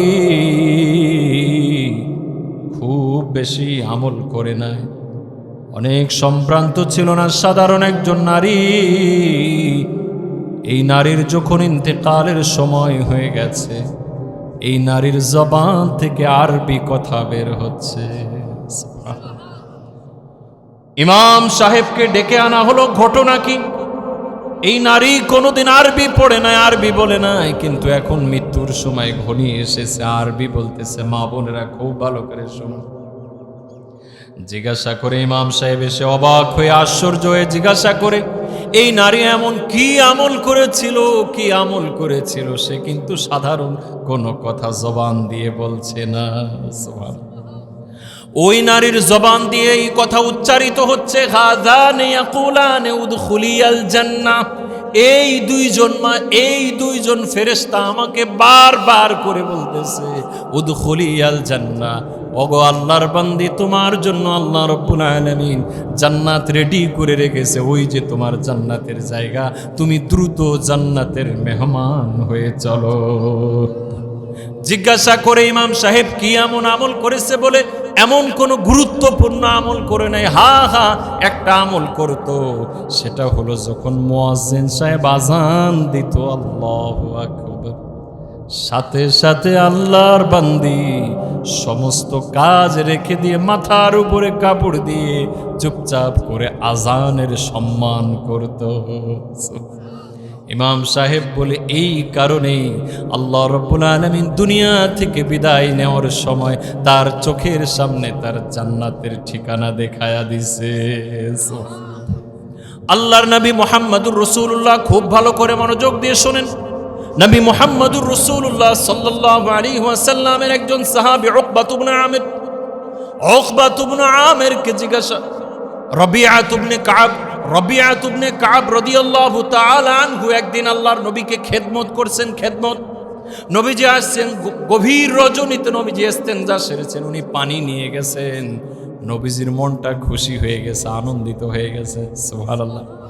নবীজি খুশি হয়ে বলতেছে, ও রবিআ, তুমি এখন আমার কাছে যা চাবা আমি আল্লাহ রাব্বুল আলামিনের কাছে ওই সুপারিশ করব, আল্লাহ রাব্বুল আলামিন তোমাকে চাই দান করবে। নবীজির সাহাবী রবিআত ইবনে কাব বড় চালাক ছিলেন, চতুর ছিলেন, বুদ্ধিমান সাহাবী ছিলেন। উনি চিন্তা করছে, নবীজি আমাকে একটা অপশন দিছে, যা চাবো তাই। একটু চিন্তা করে মাথা খাটিয়েছে, খাটানোর পরে নবীজির দরবারে এসে বলতেছে, ইয়া রাসূলুল্লাহ, আমি একটা জিনিস চাই। কি চাও? রবিআ বলে, ইয়া রাসূলুল্লাহ, ইয়া হাবিবাল্লাহ, আসআলুকা মুরাফাকাতাকা ফিল জান্নাহ, আমি আপনার সাথে জান্নাতের মধ্যে একসাথে থাকতে চাই। নবীজি জিজ্ঞাসা করে, আওয়া গায়রা যালিকা ইয়া রবিআ, আর কোন চাওয়া পাওয়া আছে কিনা? রবিআ বলে, লা ইয়া রাসূলুল্লাহ, আমার আর কোন চাওয়া পাওয়া নাই, একমাত্র চাওয়া পাওয়া হলো আমি আমার নবীর সাথে জান্নাতের মধ্যে একসাথে থাকতে চাই। সাইয়্যিদুনা মুসা আলাইহিস সালাতু ওয়াস সালাম মিশর থেকে বের হয়ে গেছেন, ফিলিস্তিনের জমিনে হিজরত করবেন। পথিমধ্যে পথ হারিয়ে গেছে, পথ আর খুঁজে পায় না। ওলামা একরাম যারা ইহুদিদের মধ্যে পণ্ডিত মুরব্বী প্রবীণ আছে, তাদের সাথে জিজ্ঞাসা করলো, কারণ কি আমরা পথ খুঁজে পাচ্ছি না, ঘটনা কি বলে, ঘটনা একটা আছে, সেটা হলো এই, আজ থেকে 400 বছর আগে আল্লাহর নবী ইউসুফ যখন দুনিয়া থেকে বিদায় নিয়ে গেছে, ইন্তেকালের সময় আমাদেরকে ওসিয়ত করে গিয়েছিল, আমাদের পূর্বপুরুষকে, নবী ইউসুফ যদি দুনিয়া থেকে বিদায় নিয়ে যায়, তার লাশটা যেন মিশরে না রেখে ফিলিস্তিনের জমিনে দাফন করে দেওয়া হয়। ফিলিস্তিনের জমিনে হাজার হাজার নবী শুয়ে আছে। ইউসুফ আলাইহিস সালাতু ওয়াস সালাম ভাইদেরকে ওসিয়ত করছেন, কিন্তু সেই ওসিয়ত পালন করতে পারে নাই। এখন 400 বছর পরে বা আরো পরে আমরা যখন ফিলিস্তিনের পথ ধরেছি, আমরা ফিলিস্তিনের আসল পথ খুঁজে পাইতেছি না, খালি ঘুরতেছি। সমাধান হলো একটা, সেটা হলো ইউসুফ নবীর কবর যেখানে আছে, ওইখান থেকে কবর খনন করে ইউসুফ নবীকে সাথে নিয়ে গেলে তখন হয়তো আমরা পথ পেতে পারি, না হলে পথ পাওয়া যাবে না। সুবহানাল্লাহ বলেন। এত আগে ইউসুফ নবী দুনিয়া থেকে বিদায় নিয়ে চলে গেছে, তার লাশ কেমনে পাবো, কোথায় পাবো, কে জানে? বলে যে হ্যাঁ, আমাদের মধ্যে সবচেয়ে মুরব্বী ওই যে মা, ওই মা জানে ইউসুফ নবীর কবরটা কোথায় আছে। বয়স্ক একজন মা, একজন মুরব্বী, একজন বুড়ি মা জানে ইউসুফ নবীর কবর কোন জায়গা। মুসা আলাইহিস সালাতু ওয়াস সালাম ডাক দিয়ে বলে, ও মা, আমরা বড় বিপদের মধ্যে আছি, আপনি একটু মেহেরবানি করে ইউসুফ নবীর কবরটা আমাদেরকে দেখিয়ে দিন। বলে, ও আল্লাহর নবী মুসা, ইউসুফ নবীর কবর আমি দেখিয়ে দিব, কিন্তু আমার একটা শর্ত আছে, আমার একটা চাওয়া আছে, ওই চাওয়া যদি তুমি পূরণ করতে পারো তাহলে আমি ইউসুফ নবীর কবর তোমাকে দেখিয়ে দিব। বলে, কি চাওয়া পাওয়া বলো? বলে যে আমি তোমার সাথে আনা কুনু মাআকা ফিল জান্নাহ, জান্নাতের মধ্যে আমি আল্লাহর নবী মুসা তথা তোমার সাথে জান্নাতের মধ্যে একসাথে থাকতে চাই। সুবহানাল্লাহ। মুসা আলাইহিস সালাতু ওয়াস সালাম হাক্কা বাক্কা খেয়ে গেছে, এখন আমি কি করব? আরে সুবহানাল্লাহ, জান্নাত তো আমার হাতে না, জান্নাত হাতে। মুসা নবী জান্নাত দিতে পারবে? জান্নাতের মালিক কে? জান্নাতের মালিক কে? মালিক তুমি জান্নাতে, তোমার কাছে আমার একটি ঘর বানিয়ে দিও,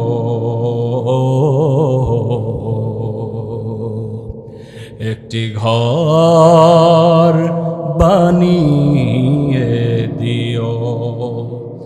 মালিক তুমি জান্নাতে, তোমার কাছে আমার একটি ঘর বানিয়ে দিও, একটি ঘর বানিয়ে দিও। আমিন বলেন, আরো জোরে আমিন। যেদিন কেহ আসবে না কারো কোনো কাজে, যেদিন পাপী পাপের বোঝাই মোর বেলা যে, যেদিন কেহ আসবে না কারো কোনো কাজে, যেদিন পাপী পাপের বোঝাই মোর বেলা যে, ঠিক না বেটি? যেদিন কেহ আসবে না কারো কোনো কাজে, যেদিন পাপী পাপের বোঝাই মোর বেলা যে, পুল সিরাত পার হতে গিয়ে পিছলে যাবে কত পথিক, আবার কেহ পুণ্য নিয়ে পার হয়ে যাবে ঠিক ঠিক। সে মহাদিনে মহাক্ষণে, সে মহাদিনে মহাক্ষণে পার করে তুমি যেও। মালিক তুমি জান্নাতে, তোমার কাছে আমার একটি ঘর বানিয়ে দিও, একটি ঘর বানিয়ে দিও। তুমি দিও হাউজে কাউসারের পাশে স্থান, দিও তুমি শীতল আরশের নিচে সম্মান, প্রিয় রাসূলের প্রিয় উম্মত উথরে যাবে মহাবিচার, পরমানন্দে জান্নাতে সাজাবে নব সংসার। সে মহায়ানন্দে জান্নাতে, সে মহায়ানন্দে জান্নাতে নবীর পাশে জায়গা দিও। বলেন আমিন, আরো জোরে আমিন। সে মহায়ানন্দে জান্নাতে নবীর পাশে জায়গা দিও। মালিক তুমি জান্নাতে, তোমার কাছে আমার একটি ঘর বানিয়ে দিও, একটি ঘর বানিয়ে দিও। কে কে ঘর বানাতে রাজি আছেন ইনশাআল্লাহ? নারায়ে তাকবীর, নারায়ে তাকবীর।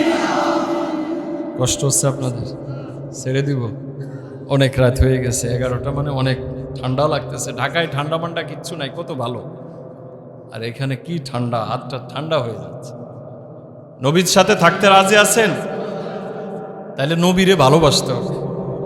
আল্লাহর নবী মুহাম্মদুর রাসূলুল্লাহ সাল্লাল্লাহু আলাইহি ওয়াসাল্লাম বলেন, আল মারউ মা মান আহাব্বা, ব্যক্তি যে যাকে মহব্বত করবে, ভালোবাসবে, যার সাথে যার কিয়ামত, যার সাথে যার মহব্বত, তার সাথে তার কথা। ঠিক আছে? নবীকে মহব্বত করা, ভালোবাসা, নবীর ওয়ারিস উলামায়ে ইকরাম, আল্লাহওয়ালা বুজুর্গ দিনদারদেরকে মহব্বত করা, ভালোবাসা, কোরআনের প্রতিষ্ঠান, কোরআনের মাদ্রাসাকে ভালোবাসা, ছোট্ট ছোট্ট হাফেজে কোরআনদেরকে ভালোবাসা। তাহলে আমার হাসর নাসরটা হবে হাফেজে কোরআনের সাথে। আমার আব্বা উদাহরণ দিয়ে বলতো, আপনারা সাধারণ মানুষ, আলেম হইতে পারেন নাই, আলেম হইতে পারেন নাই, কিন্তু আলেমদেরকে যদি মহব্বত করেন, ভালোবাসেন, তাহলে পরে উদাহরণটা এমন দিতেন, আপনি যেই ধান নিয়ে আসছেন, ধান মাঠ থেকে ধান আনার পরে ওই ধানের ফ্রেশ ধান, 1 নাম্বার ফার্স্ট ক্লাস ধান, এই ধানের ভিতরে কিছু সিটা আছে না নাই? ওই কিছু সিটা মিটা আছে। ওই অবস্থায় যখন বাজারে নিয়ে যাবেন, বাজারে নেওয়ার পরে ওই ভালো ধান যদি 1500 টাকা বিক্রি হয়, সিটাগুলিও ভালো ধানের সাথে থাকার কারণে 1500 টাকায় বিক্রি হবে। সিটার দাম আলাদা থাকলে দাম নাই, আলাদা থাকলে ওইটা আগুনে দিয়ে দেওয়া হয়, আলাদা থাকলে ওইটাকে জাল দেওয়া হয়, ধান সিদ্ধ করার কাজে লাগানো হয়। কিন্তু সেটা যদি ভালোর সাথে থাকে, তাহলে ভালোর দামে বিক্রি হয়ে যায়। সুবহানাল্লাহ। আপনি আমি সিটা হইতে পারি, কিন্তু ওই নিষ্পাপ ছোট্ট ছোট্ট বাচ্চারা কোরআনের হাফেজদেরকে মহব্বত করি, ভালোবাসি।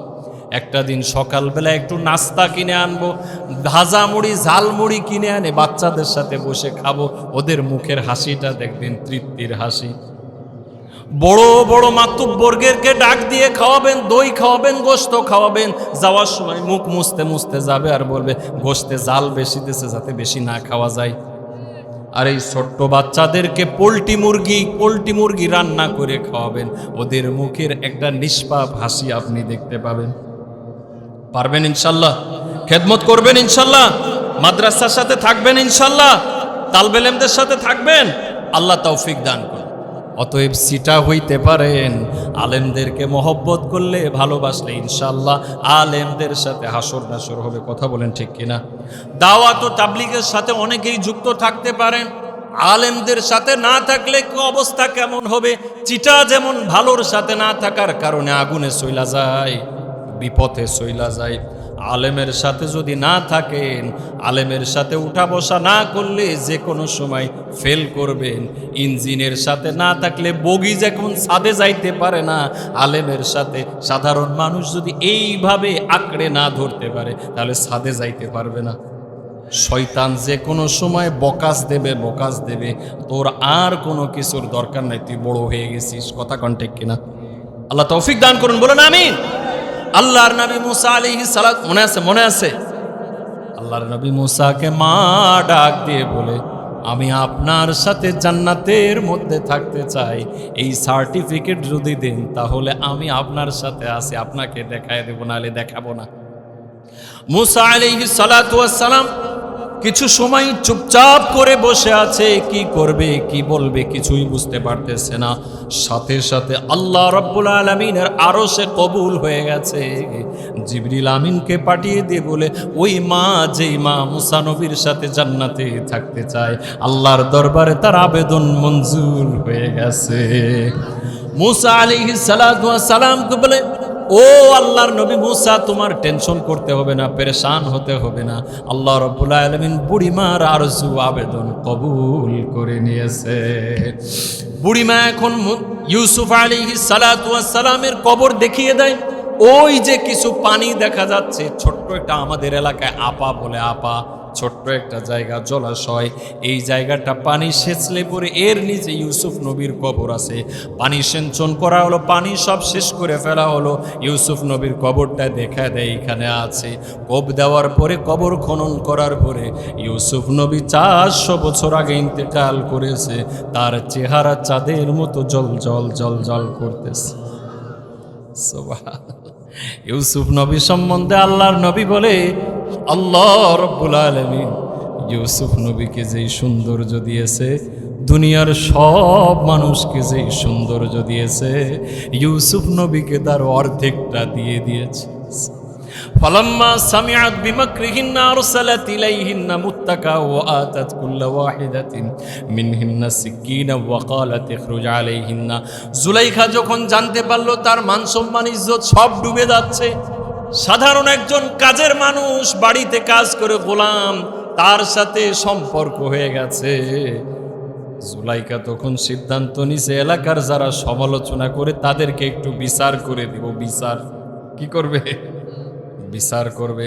জুলাইখা এলাকার সমস্ত মহিলাদেরকে ডাকছে, ডাকার পরে এক হাতের মধ্যে সিকিন মানে ছুরি দিছে, আর এক হাতের মধ্যে আনার দিয়েছে, আর এক হাতের মধ্যে মালটা দিয়েছে, অরেঞ্জ দিয়েছে, কমলা দিয়েছে। ইউসুফ নবীকে বলতেছে উখরুজ আলাইহিন্না, যাও এই জায়গাটা দিয়ে শুধু মাথা নিচু করে চলে যাবে, তোমার আর কিছু করতে হবে না। ফালাম্মা রাআইনাহু আকবারনাহু ওয়া কাত্তা'না আইদিয়াহুন্না, ইউসুফকে নজর দেওয়ার সাথে সাথে আল্লাহু আকবার বলে চিল্লায় উঠছে, ওদিকে হাত কেটে 2 ভাগ হয়ে গেছে। সুন্দর সুন্দর। আল্লাহর নবী ইউসুফ 400 বছর আগে যেভাবে ইন্তেকাল করেছেন, তার চেহারাটাকে আল্লাহ রাব্বুল আলামিন ঠিক ওভাবেই রেখে দিয়েছে। বলছিলাম যে আল্লাহ রাব্বুল আলামিনের কাছে অনেক কিছু চাই, অনেক কিছু চাই। আমাদের বড় চাওয়া হইল আমরা সবাই জান্নাত পেতে চাই। কি পেতে চাই? কি পেতে চাই? জান্নাতে যেতে হলে কিছু আমল করতে হবে। 1 নাম্বার হলো ভালো মানুষের সাথে উঠা বসা করতে হবে। প্রথম যেটা একটু আগেই বললাম, চিটা হইতে পারে আমি চিটা, কিন্তু ভালোর সাথে থাকলে দাম। চম্বুক দিয়ে যদি লোহা ঘর্ষণ করা হয়, বারবার ঘষা হয়, তাহলে লোহার মধ্যেও আকর্ষণ চলে আসে। কথা বলেন ঠিক না? সাধারণ মানুষ যদি আলেমের সাথে উঠা বসা করে, আলেমদেরকে মহব্বত করে, অটোমেটিক ওই ব্যক্তির মধ্যে একটা অন্যরকম নূর চলে আসবে। কি বলেন ঠিক না? সুন্নাতের উপরে চলার জন্য চেষ্টা করতে হবে।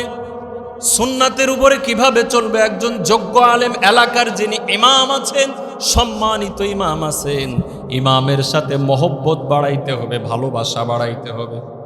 মা ও বোনদেরকে বলবো, যারা ভালো মানুষ, যারা আবেদা আছে, যারা আল্লাহর ইবাদত করে, পর্দা করে, ওলামা একরামের স্ত্রীগণ আছে, তাদের সাথে সম্পর্ক করেন। আপনার মেয়েটাকে তাদের ঘরে নিয়ে যান। সে যখন দেখবে ইমাম সাহেবের মেয়ে, আলেম সাহেবের মেয়ে, আলেম সাহেবের স্ত্রীগণ এভাবে পর্দা করে, মুরব্বীদেরকে এভাবে সম্মান করে, ইজ্জত করে, ইবাদত বন্দেগীর মধ্যে থাকে, তার মধ্যেও এটা কাজ করবে। মনে রাখবেন, মা বোনেরা কিন্তু মা বোনদেরকে দেখে দেখে খুব শেখে। কথা বলেন ঠিক না? হ্যাঁ, একদিন বাহিরে যাবে, মার্কেটে যাবে, যাওয়ার পরে শুধু ভালো মাথার মধ্যে ঢুকে যায়, ওই ভাবির মেয়েটা ওই যে ড্রেসটা পরছে, ড্রেসটা ভারী সুন্দর, ভাবির হাতে যেই ছুরিটা আছে, ছুরিটার ডিজাইন অনেক সুন্দর, ওই দিন থেকে তাল উঠাই দেয় যে আমার ওইটা লাগবে। দেখে দেখে অভ্যস্ত। ঠিক এমনইভাবে পর্দা, এমনইভাবে আমল আখলাক, এগুলি একজন আরেকজনকে দেখে শিখে। স্বামী যতই বলুক, স্বামীর কথা ওরকম শুনতে চায় না, কারণ স্বামী বাড়ির লোক। হ্যাঁ, অনেক মুসল্লিরা বলে, হুজুর আমাদের কথা শুনে না, আপনি একটু মাইকে কায়দা মতো কয়ে দিবেন, আপনার কথা শুনবে। কথা বুঝতে পারছেন? হ্যাঁ, আল্লাহু আকবার। এই জন্য ভালো পরিবেশে উঠা বসা করা, ভালো পরিবেশে উঠা বসা করা। নাম্বার 2, ভালো পরিবেশে উঠা বসা করলে ভালো লোক যা যা করে আমারও তাই করতে হবে। ভালো লোক কোনোদিন নামাজ বাদ দেয় না, তাই নাকি? হ্যাঁ, নামাজ বাদ দেয় না, তাহলে আমাকেও নামাজ পড়তে হবে। নামাজের জন্য কি লাগবে? নামাজের জন্য কোরআন লাগবে। কি লাগবে ভাই? নামাজের জন্য 40 বছর চলে গেছে, কোরআন সহি হয় নাই। নামাজ হবে না, হ্যাঁ হ্যাঁ হ্যাঁ, ওই সময়টুকু পর্যন্ত আপনি আলহামদুলিল্লাহ, আল্লাহু আকবার, সুবহানাল্লাহ দিয়ে নামাজ পড়তে পারবেন। যেই সময়টুকু আপনি 4টা সূরা ঠিক করতে প্রয়োজন হয়, 4 মাস, 5 মাস, 1 বছর, 2 বছর, 10 বছর চলে গেছে, 4টা সূরা আপনি ঠিক করতে পারেন নাই, সহি করতে পারেন নাই, আল্লাহ কবুল করবে? আল্লাহ কি কবুল করবে? 10 বছর সময় পেলে বান্দা, তারপরেও পারলে না। এজন্য আমার ভাইয়েরা, সবচেয়ে গুরুত্বপূর্ণ হলো যে কোরআন শিখতেই হবে, শিখতেই হবে, না হলে নামাজ হবে না। সবার আগে নামাজ। আউয়ালু মা ইউহাসাবু বিহিল আবদু ইয়াউমাল কিয়ামাতিস সালাহ। কিয়ামতের ময়দানে সবার আগে যেই হিসাবটা হবে সেইটা হলো সালাহ, নামাজ। নামাজ ওইটা যদি ঠিক হয়ে যায়, সহজ হয়ে যায়, বোর্ডের প্রশ্ন থাকে 5টা প্রশ্ন অথবা 3টা প্রশ্ন, যেইটা সহজ 1 নাম্বারটা মোটামুটি 100% 33 নম্বরের উত্তর যদি দিতে পারে, তাহলে মনের মধ্যে একটা তৃপ্তি আসে, তখন বাকি 2টা অটোমেটিক দিয়ে দেওয়া যায়। আর হাতের লেখা যদি একটু ভালো থাকে, তাহলে কোনো কথা নেই, প্যাচ গুজ মেরে গান গজল একটা লিখে দেয়, স্যারেরা দেখে ঠাস ঠাস করে নাম্বার দিয়ে দেয়। এই ছোট বাচ্চারা দেখছেন ও সুন্দর করে লেখছে। আমি তো অনেক পড়াশোনা করছি আলহামদুলিল্লাহ, ইউনিভার্সিটিতে পড়ছি, মাওলানা পড়ছি, মুফতি পড়ছি, হাফেজ হয়েছি, সব পড়ছি আলহামদুলিল্লাহ, আমার মা বাবার দোয়ায়, ওলামা একরাম উস্তাদের দোয়ায়। তা আমার লেখাও এত ভালো না মনে হয়, মানে ওরা এত সুন্দর করে লিখছে, ছোটকালে শিখছে, বাচ্চা বয়স, মাশাআল্লাহ। আমার খুব ভালো লাগছে ওদের লেখাগুলো। নিজেদের সন্তানদেরকে প্রাথমিক যেই বিদ্যাটা আছে, ফান্ডামেন্টাল নলেজ বলে ইংরেজিতে, মৌলিক শিক্ষা, এটা কোরআন দিয়ে দেন। বলছিলাম যে নিজে কোরআন শিখা। 1 নম্বরে নামাজের জন্য কি লাগবে? কোরআন লাগবে। 2 নাম্বার হলো যে আমি শিখতে পারি নাই, আমি লস করেছি, আমার সন্তানকে আমি লস করতে। আমার ভাইয়েরা, বাবারা, অনেক বাবা এমন আছে চা বিক্রি করে চিন্তা করে আমার সন্তানটাকে আমি লস করছি, আমার সন্তানকে লস করতে দেব না, ওকে বিসিএস ক্যাডার বানাবো, ওকে আর্মি অফিসার বানাবো, ওকে ক্যাডার বানাবো। কি বলেন, ঠিক না? ওকে বড় চেয়ারে বসার জন্য বাবা বাদাম বিক্রি করে, মা মানুষের বাড়ি বাড়ি কাজ করে, ঢাকার শহরে কাজ করে নিজের সন্তানকে বড় আলেম বানায়। আছে না নাই? অনেক বড় বড় আলেম আছে, এত কষ্ট করে পড়াশোনা করেছে যেটা কল্পনার বাহিরে। আল্লাহ রাব্বুল আলামিন ওই সন্তানগুলিকে বড় বড় জায়গা দিয়েছে। অতএব মা বাবা কখনো চায় না নিজের সন্তানকে নিজের থেকে আরো নিচেই নামাবে। একমাত্র মা বাবাই চায় আমার সন্তানটা যেন আমাকে ছাড়িয়ে চলে যায়, আমার থেকে বড় হয়। বাবা যদি ছোটখাটো ডাক্তার থাকে, এমনকি ফার্মেসিতে চাকরি করে, ফার্মেসিতে সেও স্বপ্ন দেখে আমার ছেলেটাকে ডাক্তার বানাবো। মাগুরা সদর হাসপাতালে আয়া বুয়া যারা আছে, ঝাড়ু দেয়, মোছার কাজ করে, ওই মেয়েটা ডাক্তারদের সাথে থাকতে থাকতে নিজের সন্তানটাকে ডাক্তার বানানোর স্বপ্ন দেখে ঢাকা মেডিকেলে যাবেন, সেখানে অনেক মহিলা আছে যারা ঝাড়ু দেয়, পরিষ্কার করে, অথচ ওই মহিলার সন্তানটাকে ডাক্তার বানানোর চিন্তা করতেছে। না না, মা বাবার বৈশিষ্ট্য এমন, নিজে যতটুকু আছে, নিজে যে অবস্থায় আছে তার থেকে তার সন্তানকে আরো ভালো দেখতে চায়, নিজে না খেয়ে সন্তানকে খাওয়ায়। নিজের সন্তান যখন জ্বর চলে আসে, তখন মা বাবা চিন্তা করে, আহারে আমার সন্তান কত কষ্ট পাচ্ছে, এই জ্বরটা যদি সন্তানকে না দিয়ে আমাকে দিত তাহলে ভালো হইতো। আছে না নাই? আছে না নাই? মা বাবা তার সন্তানের কোনো কিছু হলে তাদের চোখের ঘুম হারাম হয়ে যায়। গত 2-3 দিন আগে সাজিদ নামে একটা ছেলে, ছোট্ট 2 বছরের ছেলে, 40 ফিট নিচে পড়ে মারা গেছে, শুনছেন না?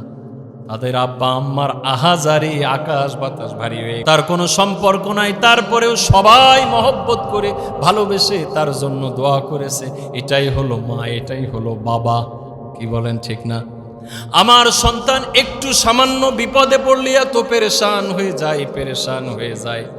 এই সন্তান কাল কিয়ামতের ময়দানে যখন আমার বিরুদ্ধে এসে নালিশ করবে আল্লাহর দরবারে, ও আল্লাহ, আমার বাবা আমার মা চাইলে পরে আমাকে ভালো একটা পরিবেশে দিতে পারতো, কোরআনের শিক্ষায় শিক্ষিত করতে পারতো, অন্তত মৌলিক শিক্ষাটা দিতে পারতো, আমার মা বাবা দেয় নাই। এখন আমি আমার মা বাবার সামনে আসলাম, আমার মা বাবাকে তাদের বুকের উপরে পাড়িয়ে পাড়িয়ে তারপরে আমি জাহান্নামে যাব, আমাদের বলার কিছুই থাকবে না। কথা বলেন ঠিক কিনা? আমি যদি বেঁচেও যাই, আমার সন্তান যদি ওই মুহূর্তে বিপদে পড়ে, তাহলে কিন্তু আমার বেঁচে যাওয়াটা কোনো সার্থকতা নাই। আছে? আমার মা বাবারা, মা বোনেরা ভালো করে শুনুন, সন্তানকে নেক সন্তান বানানোর ক্ষেত্রে মায়ের ভূমিকা সবচেয়ে বেশি। কি বলেন ঠিক না? হ্যাঁ, এই জন্য মাদেরকে খুব খুব খুব কঠিনভাবে সিদ্ধান্ত নিতে হবে। এই ফিতনা ফাসাদের যুগে স্কুল কলেজের যেই পরিবেশ, নাউজুবিল্লাহ নাউজুবিল্লাহ, এইখানে আপনার সন্তান আল্লাহর ওলি বুজুর্গ আব্দুল কাদের জিলানী হয়েও যদি এই ইউনিভার্সিটিতে যায়, তারপরেও সে এদিক সেদিক যাওয়ার সম্ভাবনা আছে। যদি তার এলেম কোরআনের জ্ঞান না থাকে, যদি তার ইমানটারে ঠিক করে না দেওয়া হয়, ঘষা মাজা করে না দেওয়া হয়। কি বলেন ঠিক না?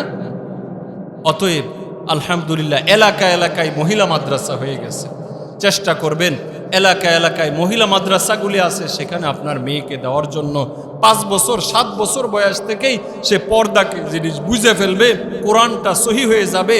মায়ের যখন কোরআন সহি হয়ে যায়, তার সন্তানরা অটোমেটিক কোরআন সহি করে ফেলে।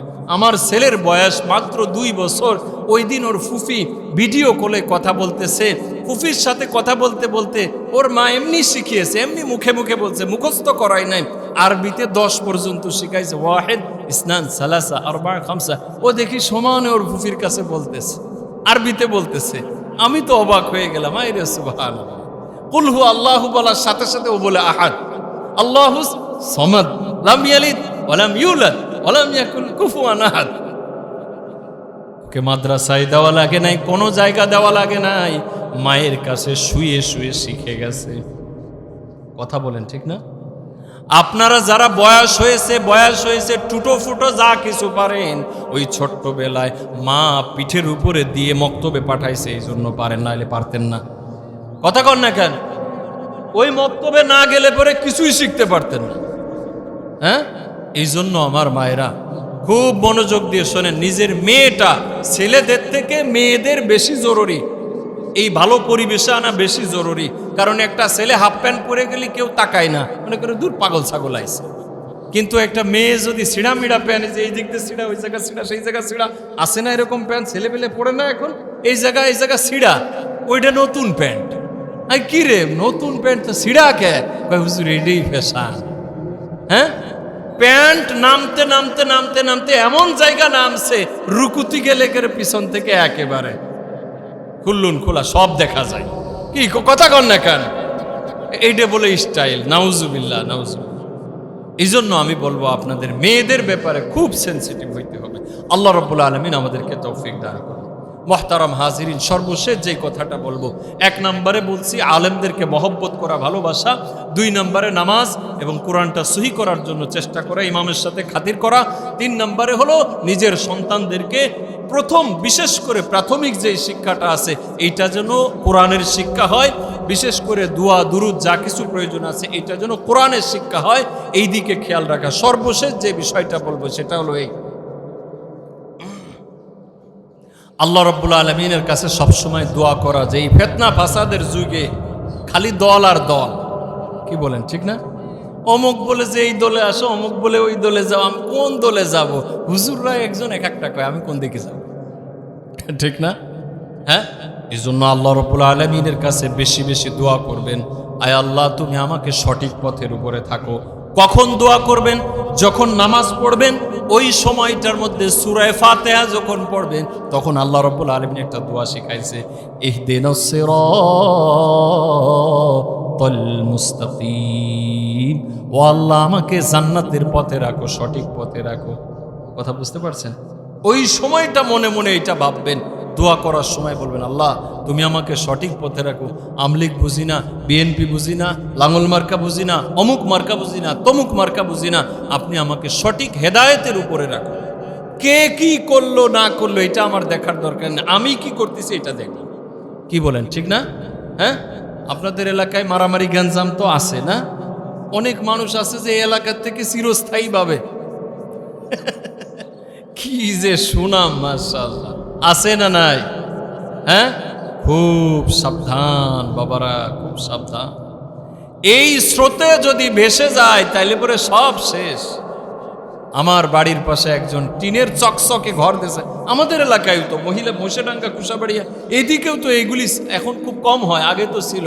একেবারে নিজের বাড়ি মনে করে কুপায়ে শেষ করে দিচ্ছে নতুন টিন। কি আছে না নাই? হ্যাঁ, আপনাদের গ্রামে মাহফিল করতে আসলাম, গ্যাঞ্জাম লাগছিল না ওই সময়? হ্যাঁ রে, গ্যাঞ্জাম ওয়াজ মাহফিলই হবে না। বাহ, কি কায়দা! হ্যাঁ, একজন আর একজনটা কুপিয়ে শেষ। খবরদার, খবরদার।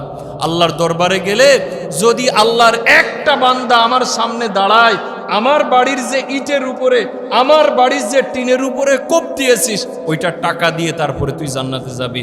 আপনার যত আমল থাকুক না কেন, কোনো লাভ হবে না, ওইটা আগে পরিশোধ করতে হবে। কথা বুঝতে পারছেন?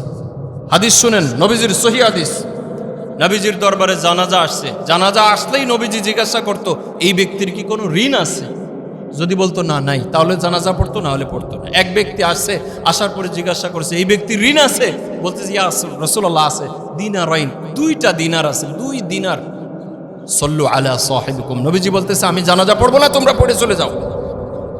আবু কাতাদা নামক একজন সাহাবী উঠে দাঁড়িয়ে বলতেছে ইয়া রাসূলুল্লাহ, ইয়া হাবিবাল্লাহ, জানাজা পড়েন, আমি তার ঋণ পরিশোধ করে দিব। তারপরে নবীজি তার জানাজা পড়ছে। কথা বুঝতে পারছেন? হ্যাঁ, নবীজিকে জিজ্ঞাসা করতেছে ইয়া রাসূলুল্লাহ, ইয়া হাবিবাল্লাহ, আমি যদি আল্লাহর রাস্তায় জীবন দিয়ে দিই, শহীদ হয়ে যায়, আমার কি লাভ হবে? আল্লাহকে আমার সব মাফ করে দিবে? নবীজি বলে হ্যাঁ, আল্লাহ মাফ করে দিবে, ইল্লা দাইন, তবে ঋণ যদি থাকে আল্লাহ মাফ করবে না।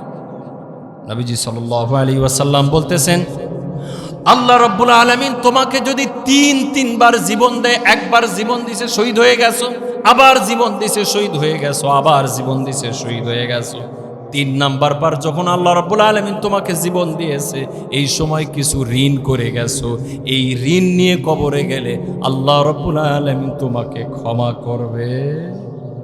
অতএব আর একজনের ঘর ভেঙে দেওয়া, আর একজনের দোকান ভেঙে দেওয়া, আর একজনের ঘর থেকে একটা ধানের কোনা নিয়ে আসা, এইটার জন্য আল্লাহর দরবারে দাঁড়াইতে হবে। এটা হলো 1 নাম্বার কথা।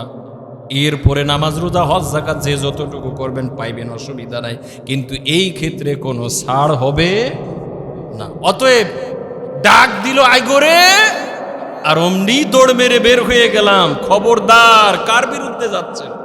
নবীজির হাদিস শুনে নেন, আল কাতিল ওয়াল মাকতুল কিলাহুমা ফিন্নার। মন্ডল বিশ্বাসের যদি মারামারি হয়, একজন আর একজনের মারতে গেছে, আল্লাহ না করুন হঠাৎ করে একজন মারা গেছে, যায় না? নবীজি বলছে যে মারবে সেও জাহান্নামে যাবে, যে মরছে সেও জাহান্নামে যাবে। জান্নাতে যাওয়ার কোনো লাইনই নাই, লাইনই নাই। এই কাইজের মধ্যে যদি কেউ মারা যায় তাহলে পরে জান্নাতে যাওয়ার কোনো সুযোগ নাই তার।